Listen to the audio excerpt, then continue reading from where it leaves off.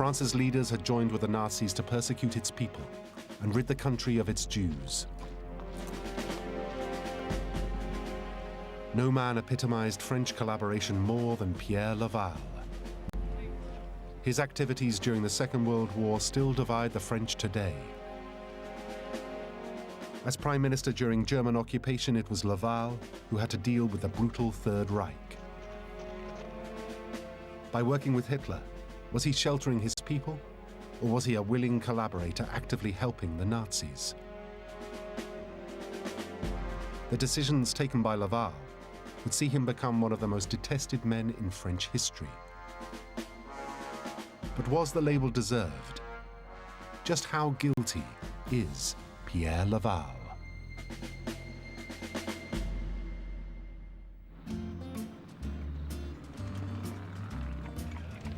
Pierre Laval grew up at the height of the Belle Époque. It was France's beautiful era.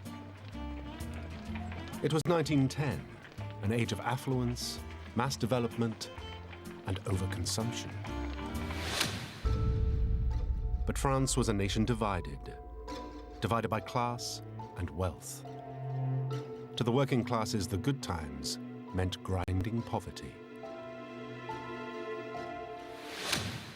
Pierre Laval made his name as a lawyer defending the rights of ordinary working men.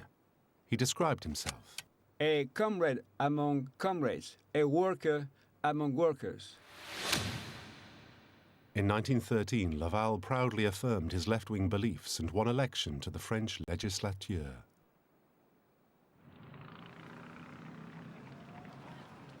It marked the beginning of his political career, but also the end of the good times for his beloved France.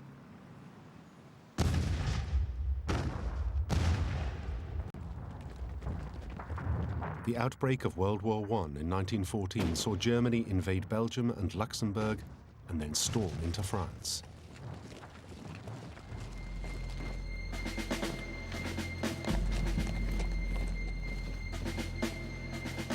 Over 8 million French were mobilized.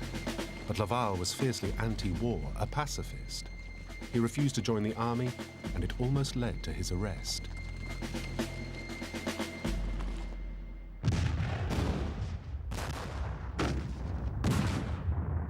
British and French forces held the German offensive along the Western Front, but at a huge cost. When the guns fell silent on the 11th of November 1918, 1.7 million French were dead and over 4 million injured. The country's infrastructure was in ruins, and they owed millions to their allies. The war claimed the life of Laval's only brother, Jean. The conflict deeply affected Laval. So as the world's powers met in Versailles to devise the post-war order, Laval was determined never to allow France to suffer the horror of war again. He believed that only politics held the key to peace in Europe. In 1924, he became a government minister. So began Laval's ascent up the greasy pole of French politics. It was a climb that saw him become Undersecretary to the Premier, Minister of Justice twice, and Minister of Labour. But Europe was descending into yet another dark period in its history.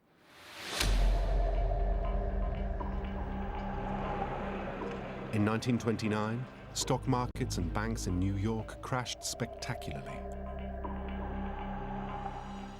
The crisis spread like cancer throughout the world. The subsequent Great Depression hit industrial nations like Britain, Germany, and America particularly hard. In Germany, the economy crumpled, unemployment soared, and the government collapsed. Vor uns liegt Deutschland, in uns marschiert Deutschland und hinter uns kommt Deutschland. The Nazi Party seized control with Adolf Hitler as its leader. And in 1933, Hitler became Chancellor and leader of Germany. On the 27th of January 1931, he reached his zenith and became Prime Minister. His was a liberal government appointing Blaise Diagne of Senegal to his cabinet, the first black African in a French government.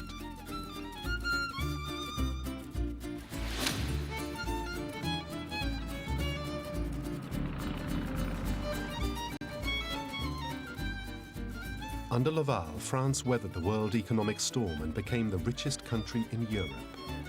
Unemployment was relatively low, and it had vast gold reserves. Laval used that wealth as a means to diplomatic ends.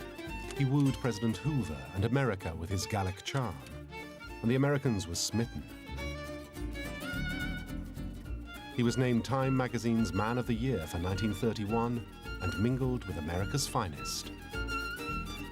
Laval returned to France a world statesman. He now had the credibility and authority to pursue his passion, to forge a lasting peace in Europe.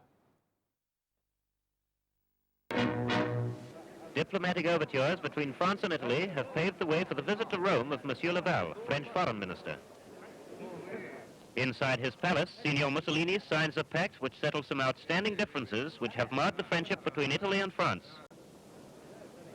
Monsieur Laval now signs the documents on behalf of his country. The Stresa Front was a peace treaty between France, Britain, and Italy, a united front against German aggression. But that unity would not last for long.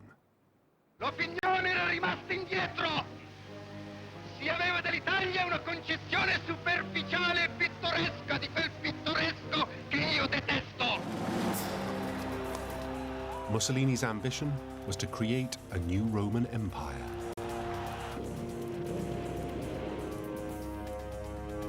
He'd built a massive military machine comprising one of the largest navies in the world. It made Italy and Mussolini a force to be reckoned with. And on October the 3rd, 1935, he decided to test its strength.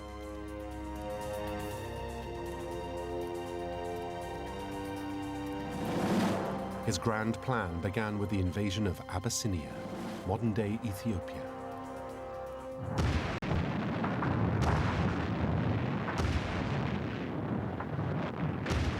Abyssinia was a free, sovereign, independent nation, and this act of aggression by Mussolini caused international outrage. He wanted more colonists, and he flung his picturesque robber band into battle against almost defenseless Abyssinians. The memories of the use of poison gas and the bombing of a simple people with no planes or anti-aircraft weapon, these memories are still fresh today. The world looked to France and Britain to uphold the rule of law and deal with Mussolini. Laval, the former pacifist, was desperate to avoid war at any cost. So he and British Foreign Secretary Samuel Hoare secretly put forward a plan to carve up Abyssinia and allow Italy to stay. In return, Mussolini agreed to honor the Stresa Front deal and oppose German aggression. But the so-called Hoare-Laval Pact was leaked to the press. The British and French public were disgusted that their leaders had failed to stop Mussolini's aggression. The pact fell apart. Laval lost his job and would forever bear a grudge. He's very disappointed with the way that the Hoare-Laval Pact turns out. And this instills in Laval a sense of disillusion with the British, and this helps encourage in him an idea that the British can't really be trusted. In time, Laval would find more reasons to dislike the British. For now, he returned to the backbenches, where he formed a lasting alliance with a First World War hero, Marshal Philippe Pétain. But more significant events were about to unfold that would eventually see Laval return to power and ultimately lead him to the firing squad.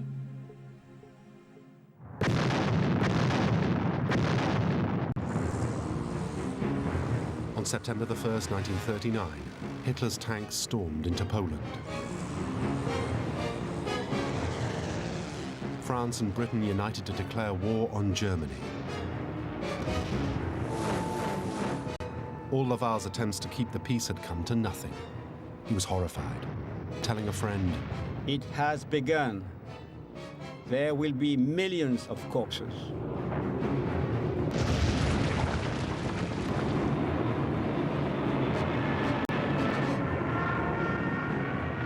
On the 10th of May 1940, the German army launched their blitzkrieg, invading Holland, Belgium, and Luxembourg. And 5 days later, it was France's turn.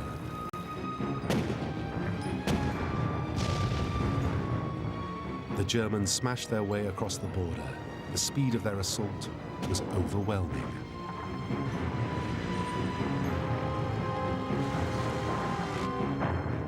They cut a deep scar into northeastern France and headed for Paris. Thousands of French surrendered in their wake. French Prime Minister Paul Reynaud telephoned Winston Churchill. I woke him up. I told him, we have lost the battle. We are beaten. But Churchill seemed so astonished that I had to repeat, we are beaten, we have lost the battle. Impossible, he said. On the 14th of June 1940, German forces entered Paris. At 10 p.m. that night, President Reynaud resigned. His replacement was Pierre Laval's ally, 84-year-old Marshal Philippe Pétain. Pétain was loved in France as a war hero, but even this experienced warrior could see that the French had no choice: surrender or face annihilation. The game was up.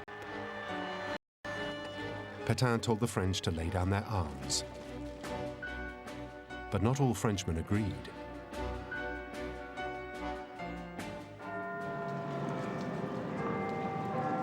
Brigadier General Charles de Gaulle, Under-Secretary for War and a tank commander, refused to surrender. Along with other senior military officers, he fled to Britain, from where he addressed his nation. L'honneur, le bon sens, l'intérêt supérieur de la patrie commande à tous les Français libres de continuer le combat là où ils seront et comme ils pourront. Vive la France, libre dans l'honneur et dans l'indépendance.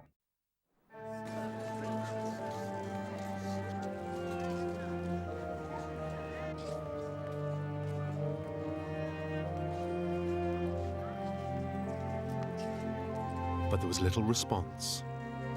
For millions of French people, running to the hills and joining the resistance just wasn't an option. They had families and responsibilities. They had farms to run and businesses to maintain.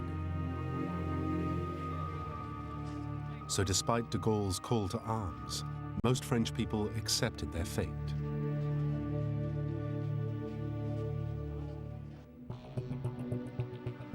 Four days later, Marshal Pétain agreed to Hitler's terms of surrender. France was split in two. Germany would control the north, while Pétain would govern the south of the country from the small town of Vichy.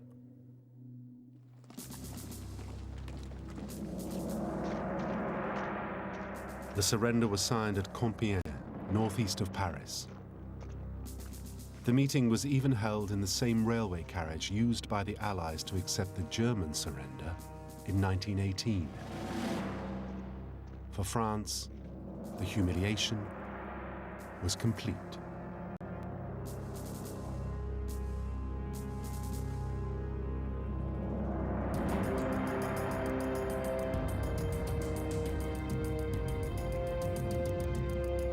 Hitler was ecstatic.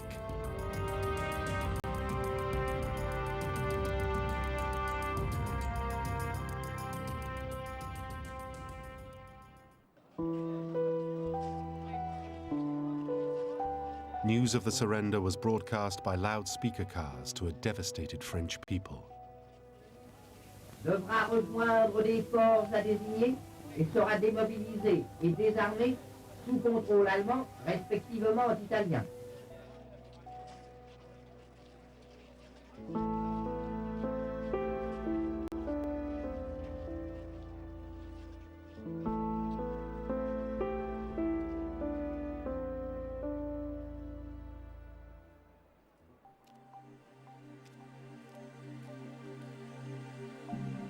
On the 11th of July 1940, Marshal Pétain appointed Pierre Laval as his prime minister.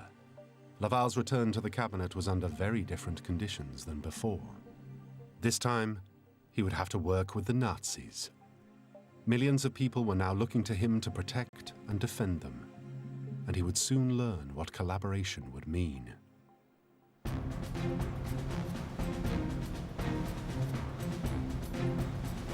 A large part of the French Navy was moored off Mers el-Kabir in Algeria.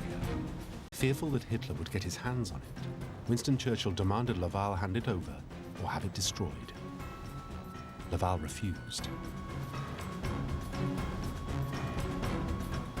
So Churchill sent a task force led by the biggest battle cruiser in the world, HMS Hood. When it reached Mers el-Kabir, Churchill gave orders to sink the French fleet.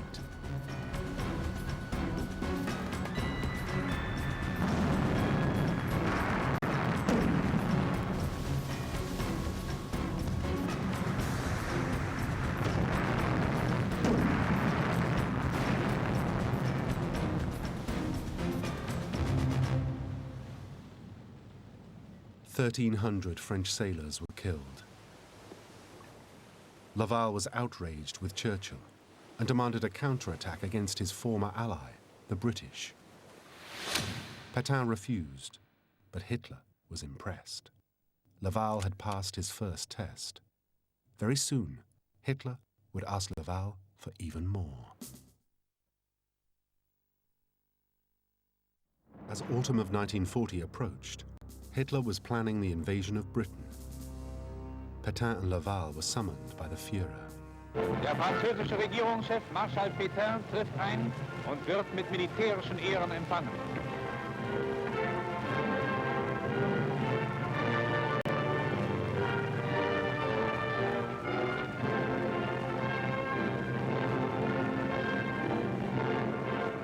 In a key meeting in the town of Montoire, Hitler asked Pétain to join him and declare war on Britain. Pétain again refused, but agreed to an historic compromise. He revealed the outcome of the meeting to the French people. I responded freely to the Führer's invitation. I underwent no diktat, no pressure from him. A collaboration was envisioned between our two countries. I accepted the principles. The details will be discussed later.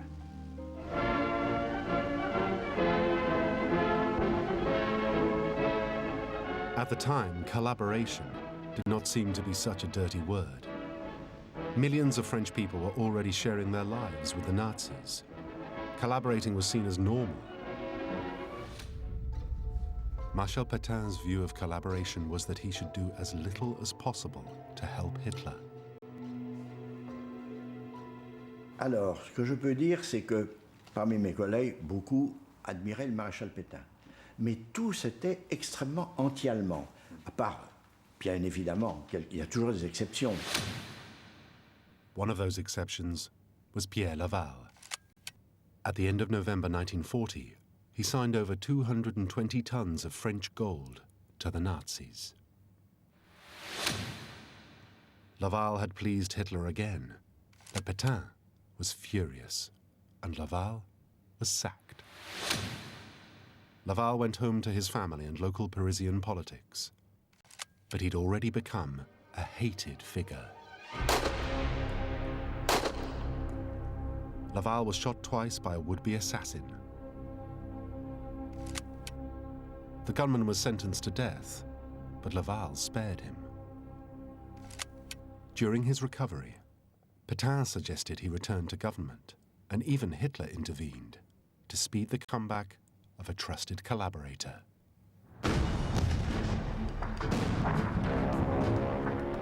But how now things had changed.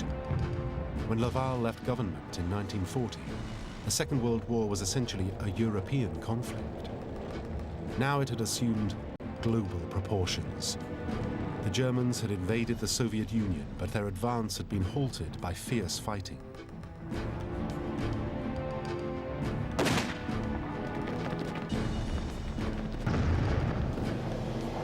In the east, Japan had attacked the US naval base at Pearl Harbor.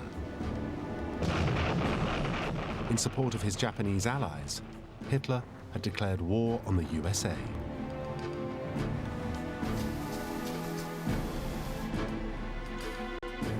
The might of the American military machine had now been unleashed on Germany. Pierre Laval could have used the situation to renegotiate the terms of the collaboration with Germany.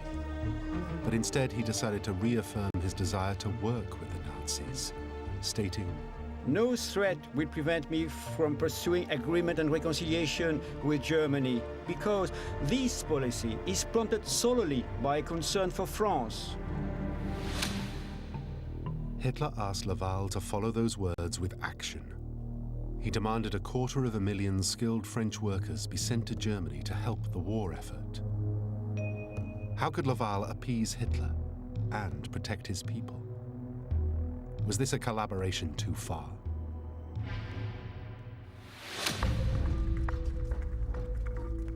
Laval negotiated with Hitler and won a compromise. One French prisoner of war would be returned to France in exchange for 3 workers sent to Germany. La Relève, or exchange, got underway immediately.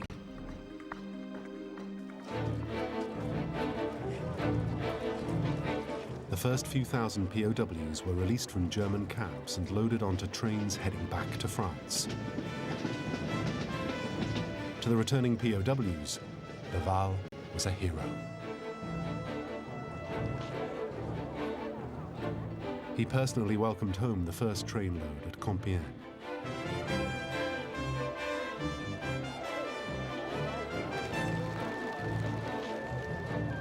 As the POWs disembarked, they swapped places with French workers, who then left for the foundries of Germany's industrial heartland, the Ruhr.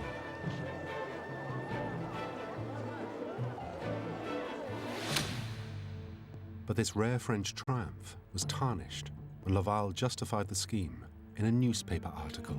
"I hope for German victory, because without it, Bolshevism will install itself everywhere tomorrow." That hope for a German victory would return to haunt him. Until now, Laval's collaboration with Hitler had concerned materials, goods, and workers. But now, Hitler asked him for blood.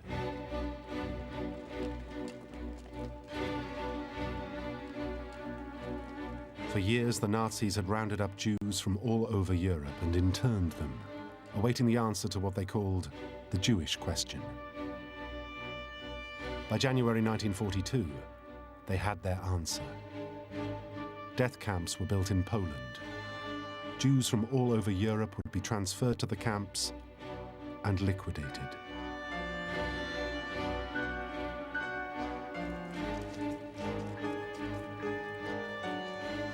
At the start of the occupation of France, a commission for Jewish questions had been set up. Mon idée, c'était qu'il fallait surtout éliminer l'influence juive de secteurs où ils étaient extrêmement influents, où ils pesaient sur l'opinion publique. Anti-Semitism laws had also been repealed. 100 Français de vieille souche française, 90 au moins sont de vrais blancs, purs de tout autre mélange racial. Il n'en est pas de même du juif. Celui-ci est issu de métissage accompli il y a déjà plusieurs millénaires entre des Aryens, des Mongols et des Nègres. Le juif a donc un visage, un corps, des attitudes, des gestes.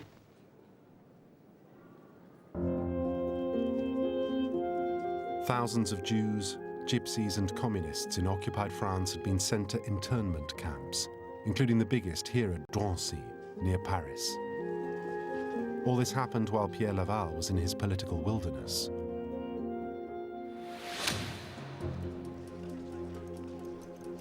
But just after Laval's return to office in July 1942, one of the most infamous roundups took place in Paris. During Operation Spring Breeze, 13,000 foreign-born Jews, men, women, and children, were arrested. Any childless couples were taken straight to the Drancy camp. But families were kept at the winter velodrome in terrible conditions and then deported to the Auschwitz death camp. This all took place in German-occupied France. It had nothing to do with Laval. But it is now known that the Vichy government shed no tears over the fate of the foreign Jews in France, who were seen as a nuisance. Laval even called them the dregs.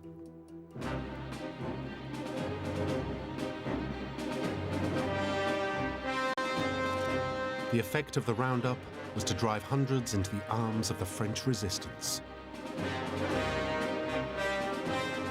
In the countryside, they were called the Maquis. Up in the High Savoy, in the Pyrenees and in other mountain districts, the reborn France is being nurtured to lusty manhood by the Maquis, those bands of young men who, in the words of de Gaulle, do not accept defeat. Late in 1942, the resistance staged a bombing campaign against German targets in the city of Marseille. Many Nazis were wounded or killed. À Marseille, nous tombons dans cette énorme concentration de forces de police. De toute la zone libre, on avait amené plus de 1000 inspecteurs de police, 10-12 000 gardiens de la paix, gardes mobiles, gendarmes, etc. They say to the Germans, we will carry out raids across the city, identity checks. We will go into people's houses and see that they're in order, see that they're not prostitutes, they're not Jews, etc. We'll do this across the city. But it wasn't enough for the SS, who insisted the old port be demolished. They're worried about these narrow streets in the old parts of Marseille around the Vieux-Port, Le Panier district as it's called. They're worried about the fact that this could be a place where resistors hang out.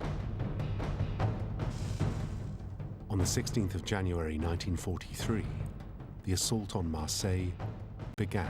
Les sapeurs, les gens des mines de l'armée allemande ont fait sauter les immeubles un par un sans la moindre précaution. Ils mettaient le maximum de charge pour que ça aille vite.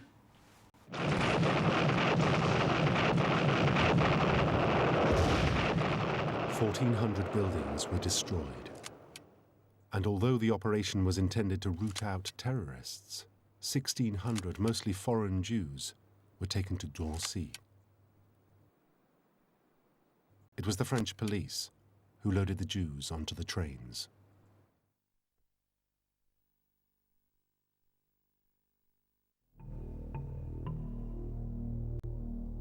Once again, Laval had calculated that doing the Nazis' bidding was the best policy for protecting Vichy France. But across the Mediterranean Sea, the war in North Africa was about to wreck his delicate plan.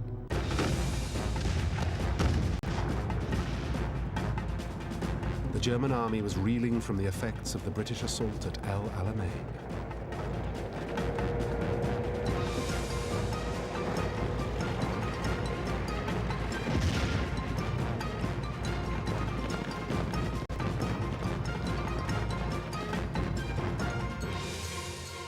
Then Allied forces led by the Americans attacked the Germans from the west. The German army beat a hasty retreat.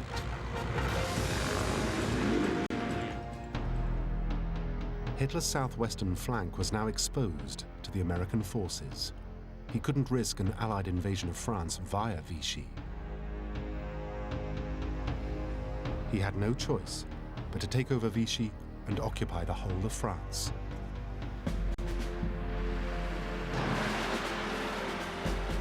The invasion took just 2 days.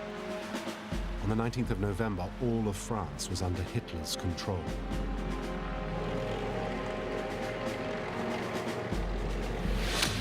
He summoned Pierre Laval and demanded more workers for Germany, yet another 250,000.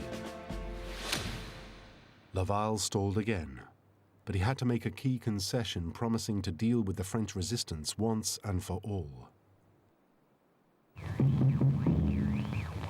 Ici, Londres. Veuillez écouter tout d'abord quelques messages personnels.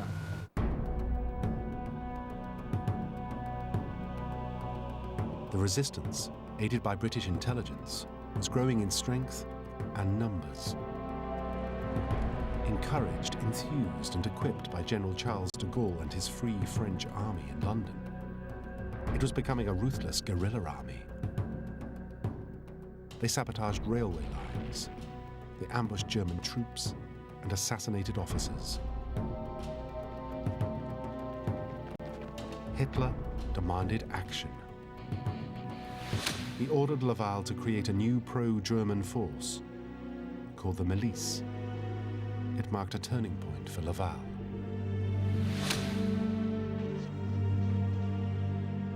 By June 1943, the Milice had signed up over 30,000 men. They conducted summary executions, assassinations, and helped capture Jews and other enemies of the Reich for deportation.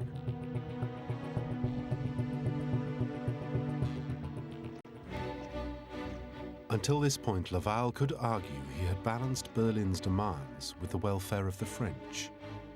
But with the formation of the Milice, he had crossed the line. He became an active persecutor of his own people. The Milice quickly expanded operations, committing terrible crimes.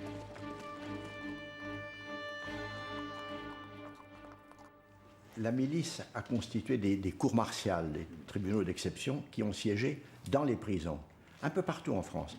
Moi, je les ai entendus donc, dans la prison de Limoges, et les gens qui venaient d'être condamnés, quand on les a emmenés dans le chemin de ronde pour être fusillés, ils ont tous chanté la Marseillaise. Et la Marseillaise, je l'entendais d'une oreille distraite, comme tout le monde, mais je ne l'ai plus jamais entendue de la même façon.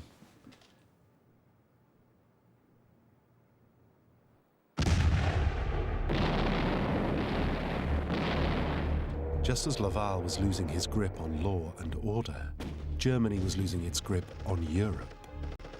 Its army was in full retreat.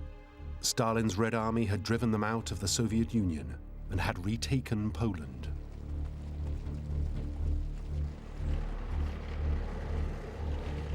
The Allied armies had landed in Italy and liberated Rome.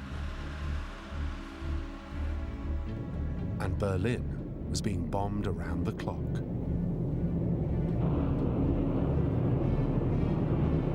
The people of Berlin, like those of so many other German cities, are now getting the full taste of the war they themselves so callously loosed on the world.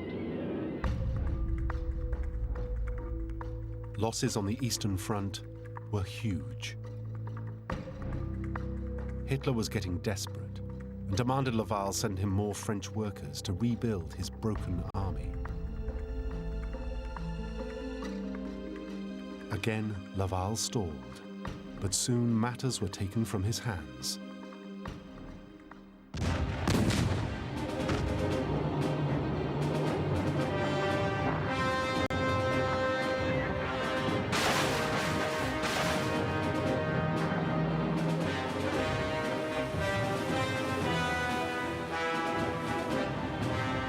On the 6th of June 1944, the Allies landed in northern France.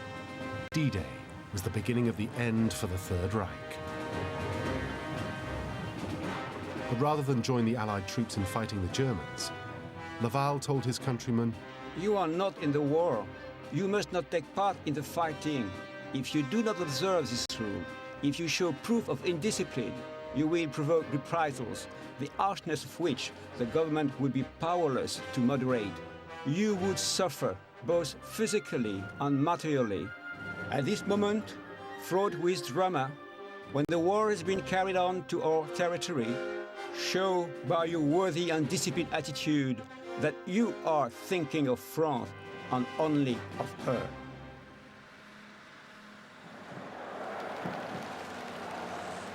But no one in France was listening to him. Towns and villages all over northern France were liberated, one by one.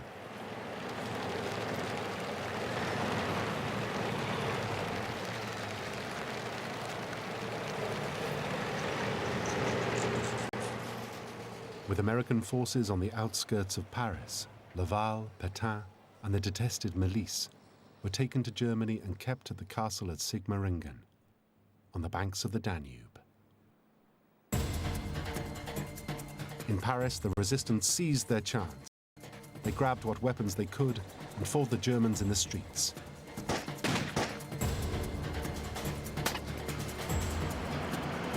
As the Nazis flee for the Reich, they suffer at the hands of French patriots.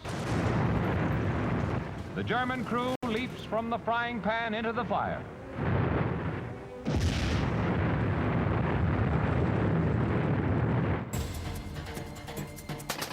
They were even joined by some of Laval's Vichy police. Contrairement à ce que beaucoup de gens pensent, beaucoup de policiers ont été résistants. Il y a beaucoup de policiers qui ont rendu des services en faisant des fausses cartes d'identité. Ça a été mon cas. Hein, mais c'était des petites choses, même si on sauvait une vie humaine, au milieu de cette énorme tragédie. C'était des grains de sable. Mais bon, si on sauve une vie, on sauve une vie. Hein. On the 19th of August, 1944, Paris was liberated.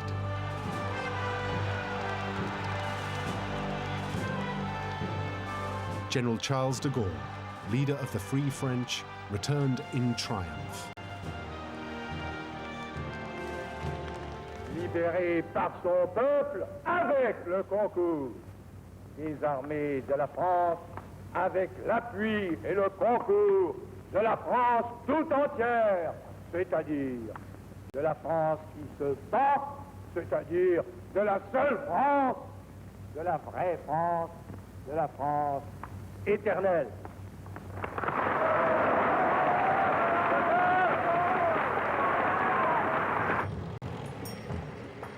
The Allied army now pushed on towards Germany, and in April 1945, they reached Sigmaringen. The net was closing in on Pierre Laval, and he fled to Spain.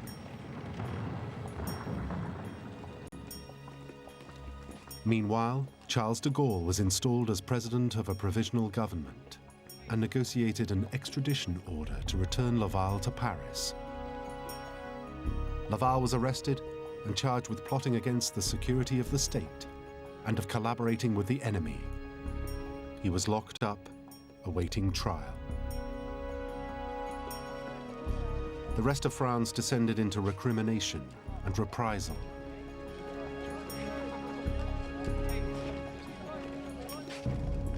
Nazi collaborators were humiliated, beaten, and murdered. Ironically, many ended up in the Drancy camp, waiting for a trial rather than a death train. News from France includes this eminently satisfactory picture from Drancy, near Paris. Once a concentration camp for Jews during the German occupation, it is now full of collaborationists. Pierre Laval would soon have his day in court, but first he was called as a witness in the trial of Marshal Pétain. Mais un témoin nouveau va pouvoir être entendu. Une vraie vedette cette fois. Rien moins que Pierre Laval. Despite Laval's unwavering support for Pétain, the former president was convicted of treason and sentenced to death. De Gaulle commuted the sentence, and he lived out the rest of his days on an island off the Atlantic coast.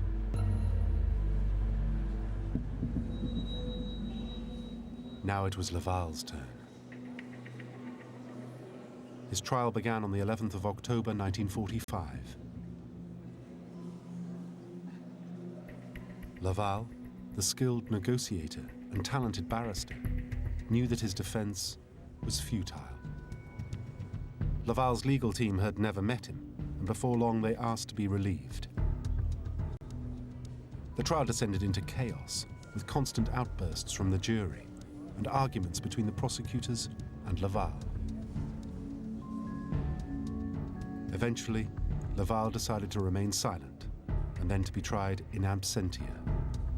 33 witnesses were called, but only 4 appeared, none for the defense.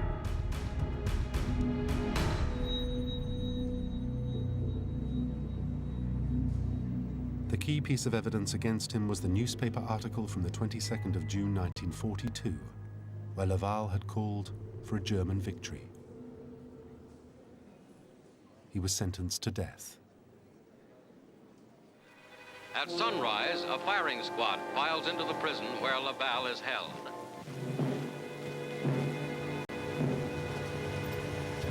An empty hearse arrives. In the enclosed courtyard of the prison, Laval is led to face his executioners.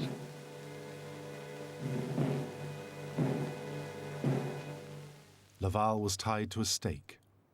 He asked permission to give the order to fire himself, but was refused.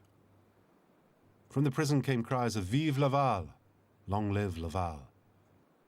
Laval himself cried, "Vive la France!" A traitor is dead. Pierre Laval now lies in an unhonored cemetery with his fellow criminals against mankind.